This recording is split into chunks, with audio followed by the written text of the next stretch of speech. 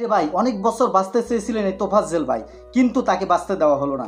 কেন তাকে বাঁচতে দেওয়া হলো না? তার সাথে এত নৃশংস আচরণ কেন করা হলো? তিনিও তো একটা মানুষ, তিনি তো জানোয়ার না, তিনি তো চতুষ্পয় কোনো প্রাণী না। তাকে এত নৃশংসভাবে মৃত্যুবরণ করতে হবে? একটা পশুর মৃত্যুও তো এর থেকে ভালো মতো হয়। একটা পশু আর একটা পশুকে কখনো কামড় দেয় না, একটা পশু আর একটা পশুকে কখনো হত্যা করে না। আর একজন মানুষ আর একজন মানুষকে কেমনে মেরে ফেললো? এটা আসলে কি মানুষ নাকি চতুষ্পয় জানোয়ারেরা? আমি মনে করি এরা কোনো মানুষ হতে পারে না, কোনো মানুষ এ কাজ করতে পারে না। আমি মনে করি এরা আসলে জানোয়ার। এরা দেখতে মানুষের মতো হতে পারে। আল্লাহ নিজেও বলেন উলাইকা কাল আনআমি বাল হুম আদল, মানুষ হইছে চতুষ্পয় জানোয়ার। আসলে এর প্রমাণ আমরা দেখতেছি, এর প্রমাণ এরা দিচ্ছে। একজন সাধারণ ভারসাম্যহীন মানুষকে কিভাবে তারা হত্যা করলো। প্রথম খাওয়াইলো, এরপর মারলো, আবার খাওয়াইলো, এরপর তাকে হত্যাই করে ফেললো মারতে মারতে। তাকে কত নৃশংসভাবে মৃত্যুবরণ করতে হলো। এটা দেখেও যাদের চোখ কান খুলবে না, এদের মধ্যে মানুষত্বই নেই, এরা কখনো মানুষ হতে পারে না।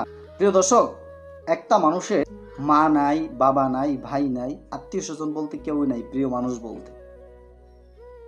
আর তাকে দেখলেই মনে হয় যে মানুষটা একদম সাদাসিধা মানুষ। তাকে দেখলে মনে হয় আসলে তার ভিতর ওরকম কোনো বুঝ ব্যবস্থা নাই। একটা ভারসাম্যহীন মানুষকে দেখলেই তো মনে হয়, তার কথা শুনলে, তার আচার ব্যবহারে বোঝা যায় সেই জিনিসটাও যারা বুঝতে পারে নাই, তাকে নৃশংসভাবে হত্যা করছে। এদের বিচার আমরা দেখতে চাই। বাংলার জনগণ আমরা অবশ্যই এর বিচার দেখতে চাই।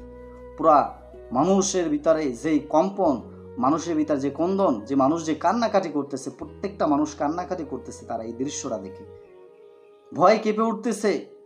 আহারে, মৃত্যু কি জিনিস মানুষ এটা উপলব্ধি করে। ছাত্র জনতা আসলে কিসের রাজনীতিতে মেতেছে যে একজন ভারসাম্যহীন মানুষকে হত্যা করতে হবে?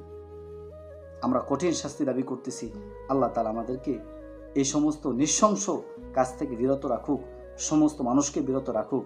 আল্লাহ তাআলা আমাদের বোঝার তৌফিক দান করুক। বেশি কিছু বললাম না ভাই, আমার হৃদয় রক্তক্ষরণ হচ্ছে এই বিষয়টা দেখে। বেশি কিছু বলতে পারলাম না, ভিডিওটা আর বেশি কিছু বলতে পারলাম না। এখন আপনাদের থেকে বিদায় নিচ্ছি। সকল ভালো থাকুন, সুস্থ থাকুন। আসসালামু আলাইকুম ওয়া রাহমাতুল্লাহ।